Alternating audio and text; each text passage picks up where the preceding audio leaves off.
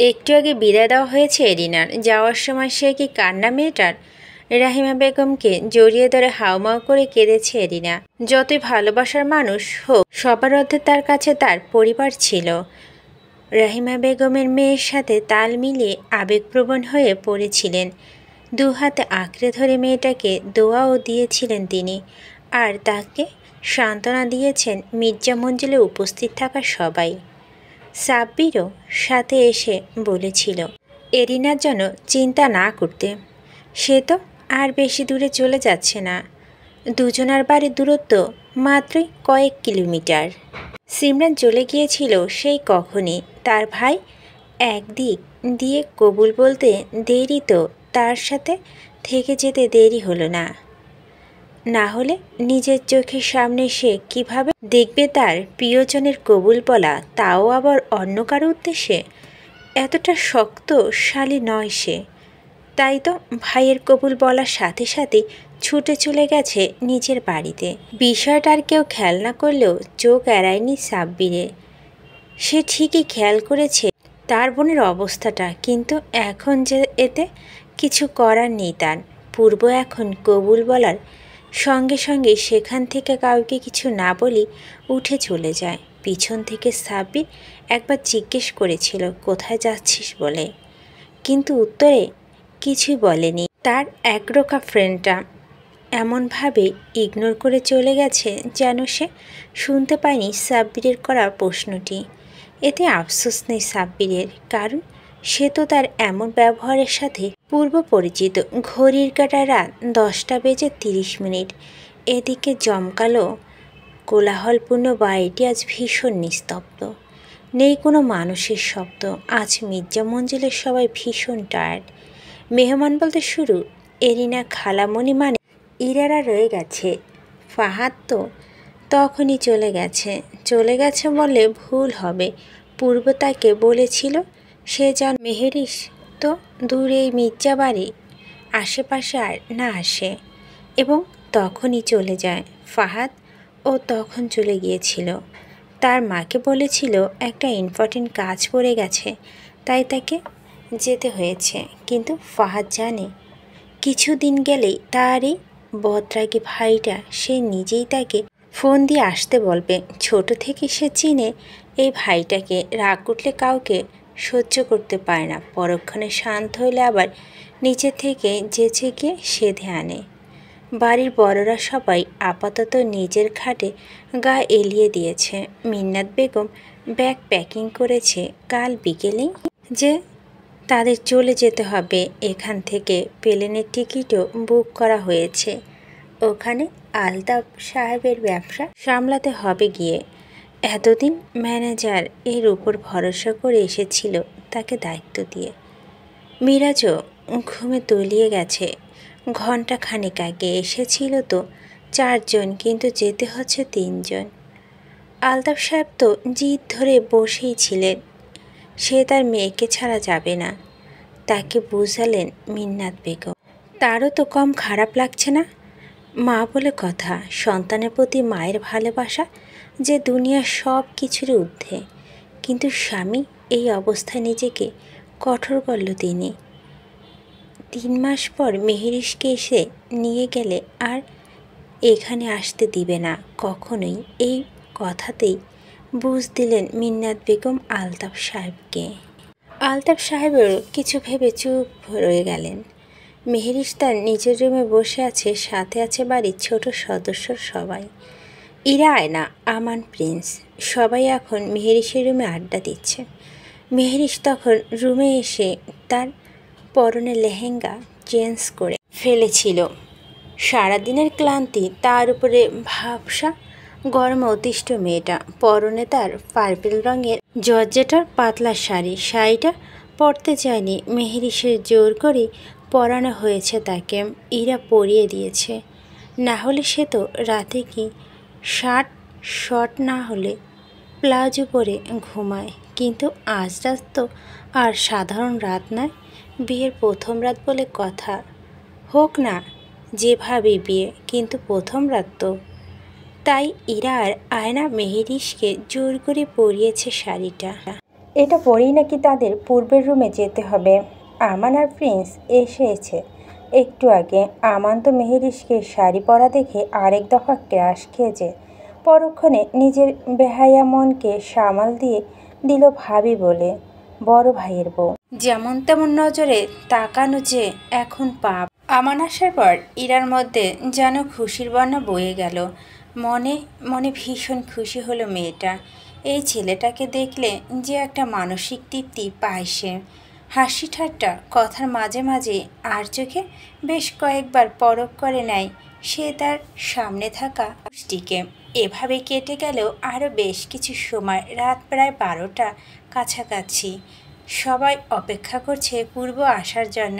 ওই যে সব নিয়মের মতোই তারা নতুন বউকে রুমে ঢুকিয়ে রেখে বিনিময় পূর্ব থেকে নেবে মোটা অঙ্কের টাকা। আজ যে মোক্ষম সুযোগ, এই সুযোগ হাতছাড়া করতে চায় না কেউ। আর আজ তারা কেউ ভয় পাবে না তাকে। সব সময় ভয় পেলেও কি চলে? কিন্তু এই লোকটা ঠিকই তো, আসার কোনো নামগন্ধ নেই।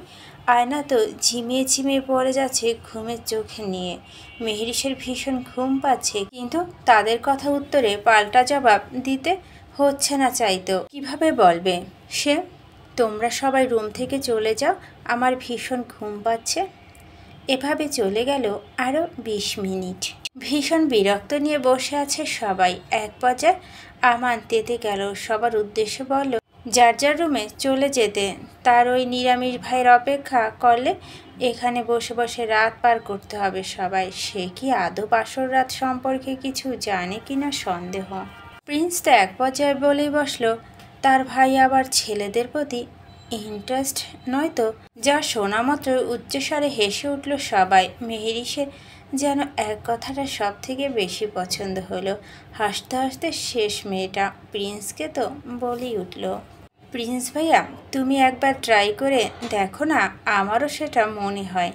মেহেরিসের কথা শুনে জবাবে আমান হেসেই বলল, ভাই প্রিন্স তুই কিন্তু ভুলে মেহেরিসের কথায় কানে নিস না, না হলে জীবিত নিজ দেশে ফিরতে পারবি কি না সন্দেহ।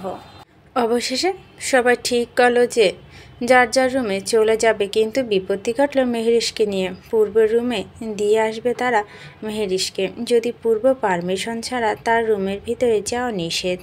তারপরও তারা তো অপেক্ষা করেছে, তাই না? আর আজকে এমন একটা রাতে মেহেরিসকে তো নিজের রুমে একা রাখা যায় না।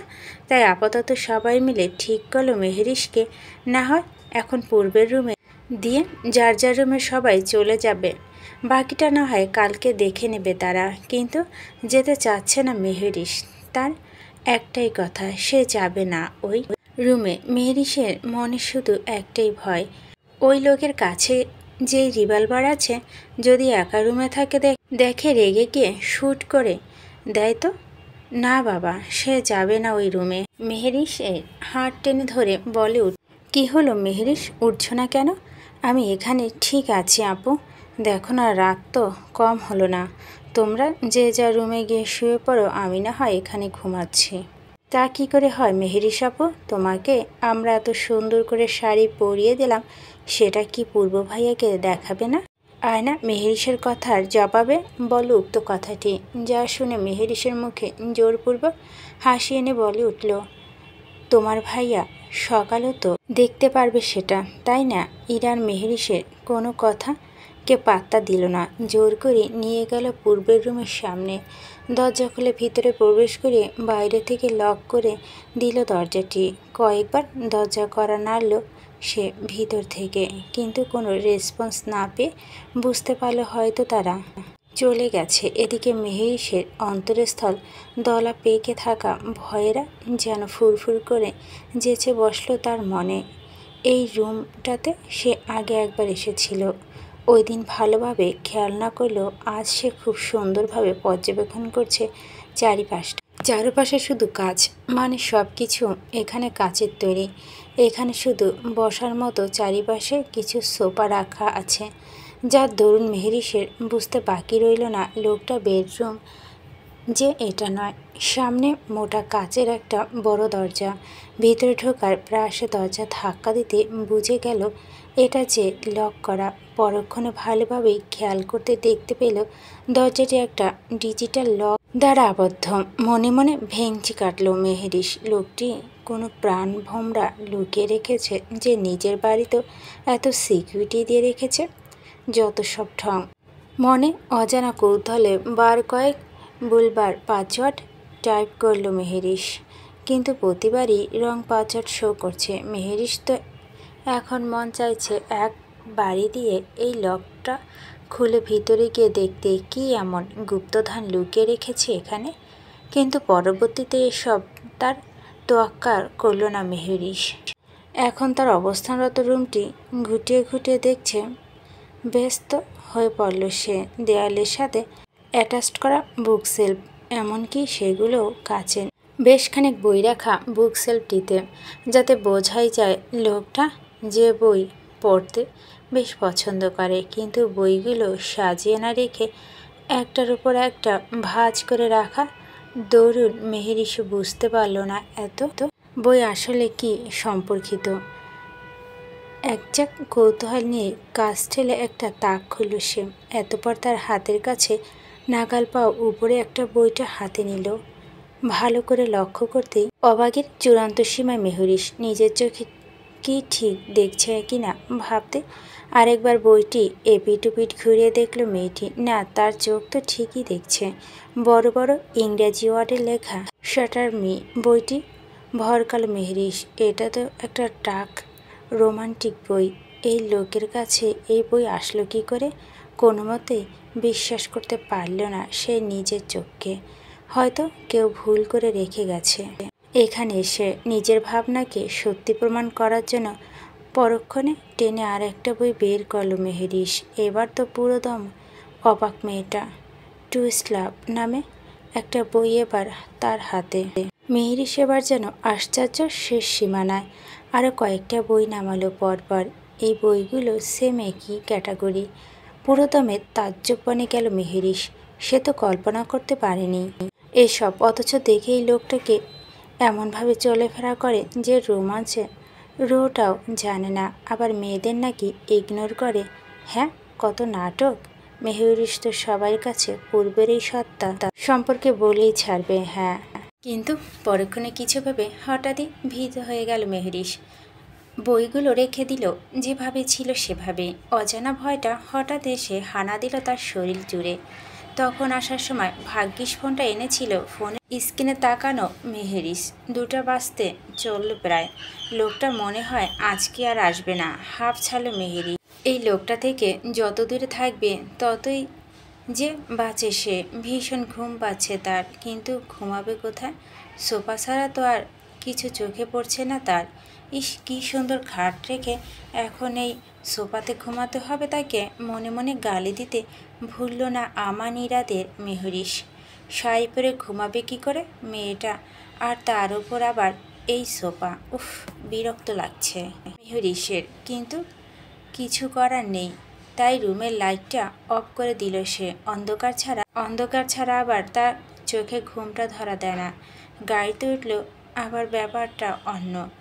আসলে গাড়িতে উঠলে মেহেরিশের ঘুম পায়, কিন্তু রুমে থাকাকালীন আবার অন্ধকার লাগবে তার। দিনের বেলায় সে তার জানালা দরজা সব লাগিয়ে রুম অন্ধকার করে ঘুমায় সব সময়। সোফার মধ্যে গুটিসুটি মেরে শুয়ে আছে মেহেরিশ। একে তো শাড়ি, তারপর আবার সোফার। প্রথমে বেশ অসুবিধা হলো, একসময় ঠিকই গভীর ঘুমে তলিয়ে গেল সে। মধ্যরাত, নিস্তব্ধ পরিবেশ। ঝিঝি পোকারা ডাকছে বাইরে, ঝিরিঝিরি বৃষ্টি পড়ছে বাইরে। আবহাওয়া বেশ ঠান্ডা। ঘড়ির কাঁটা 2টা বেজে 48 মিনিট।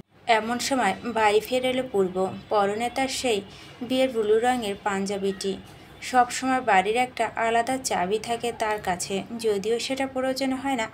একবার লক করা মাত্রই এসে খুলে দেয় দরজা, কিন্তু মাঝে মাঝে সে ইচ্ছা করে নক না করে চাবি দিয়ে নিঃশব্দে ঢুকে পড়ে বাড়ির। আজও তা করছে সে। ধপাধপ কদম ফেলে হেঁটে চলে এলো তার নিজ রুমের উদ্দেশ্যে। সবসময়ের মতো বাইরে থেকে দরজা লাগানো।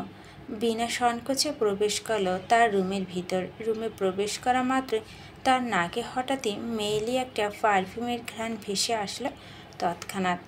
সেসবে তেমন তোয়াক্কা না করে জ্বেলে দিল তার সামনে বসা রুমের লাইটটি। জ্বালিয়ে পিছনে ঘুরতেই তার চোখে পড়ল সোফার উপরে গুটিসুটি বেঁধে শুয়ে থাকা কোনো মেয়েকে। বিস্ময় আড়ষ্টপূর্ব। মেহেরিস ছোবায় কাত হয়ে শুয়ে আছে মেহেরিসের পিছনের সাইডে পূর্বর দিকে। বেঘরে ঘুমানোর ফলে মেয়েটা জর্জেটের সেই পার্পেল শাড়িটা আঁচল পরে আছে ফ্লোরে, যার দরুন পূর্ব পিঠ থেকে শুরু করে পেটের অনেকটা অংশ স্পষ্ট বিদ্যমান পূর্বের চোখের সামনে। মস্তিষ্ক ঘটনাটি স্থান পেতে দ্রুত আগের ন্যায় লাইটটা অফ করে দেয় পূর্ব। একটু আগে তার চোখে দেখা দৃশ্যটা বারবার স্পষ্ট ভেসে উঠছে তার মস্তিষ্কে। বারবার ঢুক গিলল ছেলেটা। একে তো নিশিরাত, তার উপরে মেহেরিসের এমনভাবে শাড়ি পরে থাকা পূর্ব। শরীরে যেন অজানা শিহরণ বয়ে গেল। নিজেকে শান্ত রাখার ট্রাই করে যাচ্ছে সে। মনে মনে তো মেহেরিসকে বার কয়েক ধুয়ে দিচ্ছে সাথে।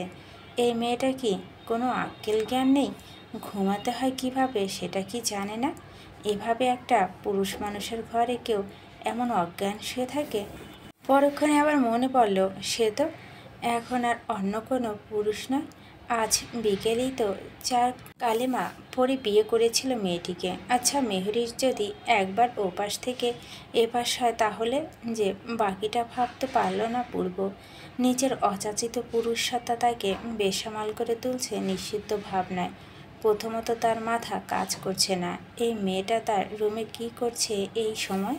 নিজের এমন ভাবনাকে একপাশে রেখে ভাবল যে এই মেয়েটা সাহস হলো কী করে তার রুমে আসা তার পারমিশন ছাড়া। পরক্ষণে অজানা কারণেই জল শক্ত হয়ে গেল তার। রুক্ষ কণ্ঠে মেহেরিসের উদ্দেশ্য করে বলে উঠল, গেট আপ স্টুপিড গার্ল। সাহস কি করে হলো তোমার আমার পারমিশন ছাড়া আমার রুমের ভিতর ঢোকার? মেহেরিস তো তলিয়েছিল গভীর ঘুমে। ঘুমিয়ে ঘুমিয়ে কি সুন্দর একটা স্বপ্ন দেখছিল মেয়েটা। এমন সময় এমন ভয়ানক শব্দে ধরফড়িয়ে এক প্রকার চিৎকার দিয়ে উঠে বসল সে। কাঁচা ঘুমে কেউ হঠাৎ জেগে উঠার দরুন মস্তিষ্ক শূন্য হয়ে গেল তার। আর এমন সময় অন্ধকার চোখের সামনে লম্বা বিশালদেহী কোনো অভয়কে দেখে ভয়ে চিৎকার দিয়ে উঠল মেহেরিস। ভূত ভূত, মামনি ভূত বাঁচাও! বেকাচেকা খেয়ে গেল পূর্ব। মেহেরিসের এমন আচরণ চিৎকারে বিব্রত হয়ে পড়ল সে। পরক্ষণে কোনো উপায়ন্তর না পেয়ে মেহেরিসের কাছে গিয়ে চেপে ধরল মেহেরিসের মুখ। আপাতত আগে মুখটা বন্ধ করুক, পরে না হয় দেখে নিবে। মুখ বন্ধ অবস্থায় ঘুমিয়ে যাচ্ছে মেহেরিস। শত চেষ্টা করেও একটা কথা বের করতে পারছে না সে। হাত দিয়ে সামনে থাকা মানুষটি ইচ্ছে মতো খামচি দেয় শুরু করলো। পরক্ষণে পূর্ব তার এক হাতে চেপে ধরল মেহেরিসের 2 হাত এবং জোরে এক ধমক দিয়ে বলল, চুপ বেয়াদব কোথাকার! আমাকে দেখে কি তোমার ভূত মনে হয়? কোন দিক থেকে ভূতের মতো লাগে শুনি? মেহেরিস এবার বুঝতে সক্ষম হলো এই ভূতের মতো দেখতে লোকটা পরিচয় সম্পর্কে, কিন্তু তাতে যেন আরও বেশি ভয় পেয়ে গেল সে। এমনভাবে তার হাতটা তার মুখ চেপে ধরেছে যে নড়াচড়া করতে পারছে না মেয়েটা। শুধু অনবরত মাথা ঝাঁকিয়ে যাচ্ছে বারংবার। আর একটা সাউন্ড বের হয়েছে তো থাপড়িয়ে লাল গাল করে ফেলবো ইডিয়েট বলে হাত ছেড়ে উঠে দাঁড়ালো পূর্ব। এতবার লাইটে জ্বালানোর উদ্দেশ্য সুইচ বোর্ডের সামনে এসে আবারও বিব্রত কণ্ঠে শুধালো, লাইট অন করছি। মেহেরিসের মাথা ঢুকলো না কথাটা। লাইট অন করবে তো তার থেকে পারমিশন চাচ্ছে কেন? তাই নিরুত্তর রইল সে। মেহেরিসের মধ্যে কোনো হেলদোল না দেখে আবার বলে উঠল, লাইট অন করছি, নিজের কাপড় ঠিক করো ইডিয়েট। ধ্যান ভাঙল মেহেরিসের। মস্তিষ্ক সচল হতে তৎক্ষণাৎ তার শাড়ির আঁচলটা নিয়ে ঢেকে দিল পুরো শরীর। হঠাৎ লাইট জ্বালানোর কারণ চোখের সামনে হাত দিয়ে রাখল মেহেরিস। কয়েক সেকেন্ড পার হতেই হাত সরালো চোখের ওপর থেকে। তার সামনে দাঁড়ানো পুরুষটাকে দেখে স্তম্ভিত হয়ে রইল কিয়ৎক্ষণ।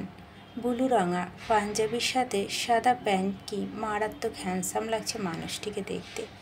ঝিরিঝিরি বৃষ্টিতে ভেজার দরুন পাঞ্জাবিটাও এই বিশাল মাংসদেহী শরীরের সাথে আষ্টে পৃষ্ঠে লেগে আছে। মেহেরিস অপলক দৃষ্টিতে চেয়ে রইল পূর্বর দিকে।